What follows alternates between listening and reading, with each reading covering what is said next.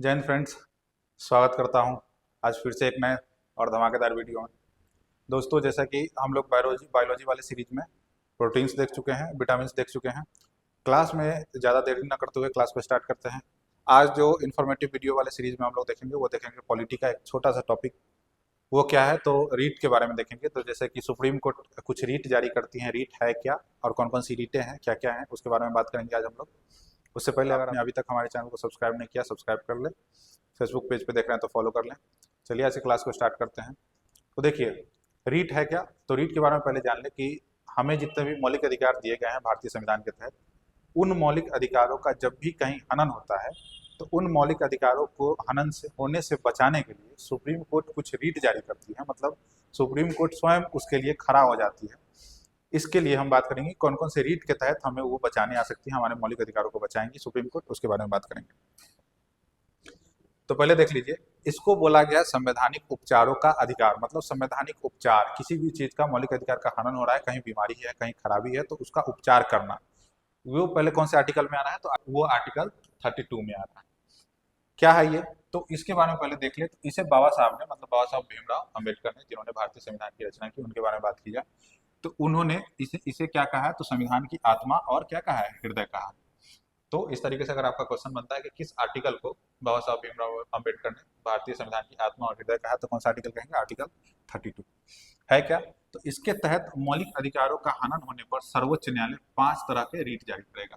कितना रीट जारी करेगा, टोटल 5 रीट। तो सुप्रीम कोर्ट जारी करेगा 5 रीट। एक चीज और देख लीजिएगा, सुप्रीम कोर्ट आर्टिकल 32 के तहत रीट जारी करेगा और हाई कोर्ट जब रीट जारी करेगा तो आर्टिकल 226 के तहत जारी करेगा।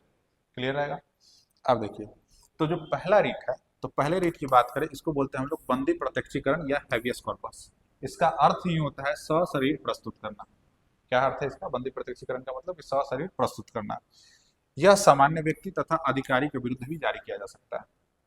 मान लीजिए कि अगर किसी को अनधिकारिक तौर पे किसी को गिरफ्तार किया गया, किसी के साथ कुछ बदसलूकी किया गया पुलिस के द्वारा, या जो भी रहा हो कानूनी तौर तरीके से, उसको कोर्ट के सामने सशरीर स्वस्थ रूप में, कहीं उसको पैर तोड़ नहीं दिया, कहीं कुछ नहीं कर दिया। मान लीजिए किसी क्रिमिनल को कोई अधिकारी गिरफ्तार किया और उसको मार के, मान लीजिए कुछ हो गया प्रॉब्लम उसके साथ, उसका पैर टूट गया, जो भी हो गया, ऐसे नहीं, उसको प्रॉपर स्वस्थ रूप में कोर्ट के सामने समक्ष पेश करना है। इसी को हम लोग क्या बोल रहे हैं, बंदी प्रत्यक्षीकरण। मतलब सशरीर, शरीर के साथ उसको कोर्ट के समक्ष, न्यायालय के समक्ष, न्यायाधीश के समक्ष पेश करना ही क्या कहलाता है, बंदी प्रत्यक्षीकरण। तो यही पहला रीट है जिसके तहत हमें हमारे मौलिक अधिकारों के हनन होने से बचाया जाता है, ताकि हमें सशरीर प्रस्तुत किया जाए कोर्ट के समक्ष, कोर्ट के सामने। दूसरा है परमादेश। परमादेश को हम लोग मैंडेमस भी बोलते हैं।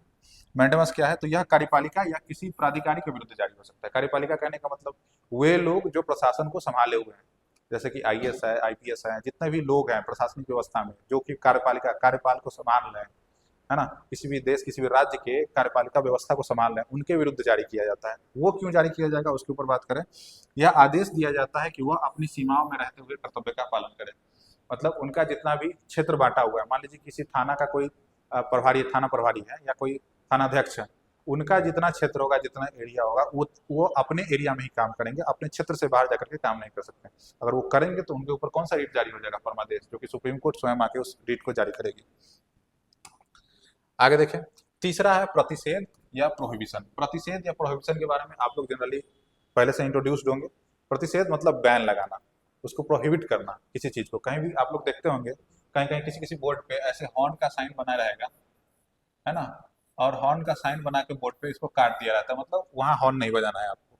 तो प्रतिषेध कहने का मतलब है कि रोक लगाना, प्रतिषेध लगाना, प्रोहिबिट करना, मना करना कि ये चीज नहीं होगा, है क्या। तो यह निष्ठ या निम्न न्यायालय, अर्ध न्यायिक संस्था या किसी अधिकरण के विरुद्ध जारी होता है ना। मतलब जितने भी डिस्ट्रिक्ट कोर्ट्स वगैरह हैं, उन सब कोर्ट्स के विरुद्ध ये सब जारी हो सकता है। कौन, सुप्रीम कोर्ट जारी करेगा कि उपरोक्त संस्थाओं में कोई अपने अधिकार क्षेत्र के बाहर जाकर सुनवाई कर रही हो तो यह रीट जारी होता है।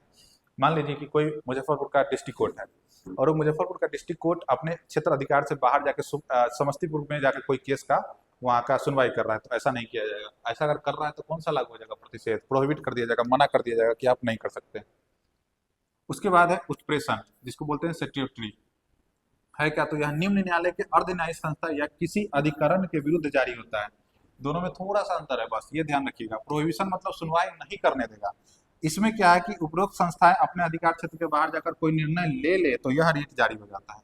मतलब अगर सुप्रीम कोर्ट के समक्ष ये पेश नहीं किया गया कि हाँ कोई कोर्ट अपने या कोई अर्धन्यायिक संस्था जो भी है अपने क्षेत्र अधिकार से बाहर जाके काम कर रही है, अगर सुनवाई कर दी किसी केस पे, फैसला सुना दी, निर्णय ले ली, तो उस निर्णय को रद्द करने के लिए, उस निर्णय को खत्म करने के लिए कौन सा आएगा? उत्प्रेषण। क्या आएगा? उत्प्रेषण। और इसको पोस्टमार्टम रीट भी इसलिए कहा जाता है कि निर्णय को रद्द करके उसको कैंसिल करना, उस पर फिर विचार करके उस पर आगे काम करना, उसी इसीलिए उसको पोस्टमार्टम, मतलब उस निर्णय को फाड़ चीज के उसमें से जो मेन मुद्दा है उसको कैंसिल करके कि नहीं अब ये चीज नहीं होगा, आपका क्षेत्र नहीं था, आप यहाँ काम नहीं कर सकते थे, आप यहाँ फैसला कैसे सुना दिए, ये सुप्रीम कोर्ट बात करेगी। इसलिए इसको क्या कहा गया? पोस्टमार्टम रीट भी जारी, पोस्टमार्टम रीट कहा गया, जिसको किसको बोल रहे हैं? उत्प्रेषण को बोल रहे हैं। आज का जो लास्ट रीट है हमारा वो है अधिकार परीक्षा, या इसी को बोलते हैं हम लोग quo warranto। अधिकार परीक्षा या quo warranto क्या है, इसके ऊपर थोड़ा सा बात करें तो यह किसी प्राधिकारी के विरुद्ध जारी होता है, मतलब किसी भी अधिकारी, किसी भी ऑफिसर के विरुद्ध ये जारी होता है। इसमें आप क्या कह सकते हैं कि अपने पद पर रहने के संबंध में साक्ष्य प्रस्तुत करने को कहा जाता है कि अगर आप मान लीजिए कहीं केस SI सब इंस्पेक्टर है, तो आप कैसे हैं, आप अपना ID कार्ड दिखाइए, तो आपसे नॉर्मल जनता भी ID कार्ड मांग सकती है, और आप नहीं दिखाइएगा तो वो जनता जाएगी सुप्रीम कोर्ट के पास, और सुप्रीम कोर्ट कौन सा रीट से आपको बोलेगा जारी करने के लिए? अधिकार परीक्षा की। अगर आप हैं किसी पद पे, किसी पोस्ट पे, तो आप उसका प्रूफ दीजिए, नहीं तो ऐसे तो कोई जाली भी काम कर देगा ना, कि कुछ भी कर दिया, कोई झूठ मूठ के बोल रहा है कि हम SI हैं, हम ये हैं, हम वो हैं।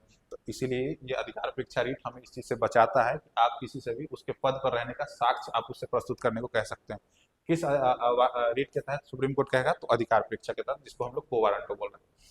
और मैंने वही बताया था स्टार्टिंग में ही कि सुप्रीम कोर्ट आर्टिकल 32 के तहत रीट जारी करेगा, और हाई कोर्ट आर्टिकल 226 या 226 के तहत रीट जारी करेगा, है ना।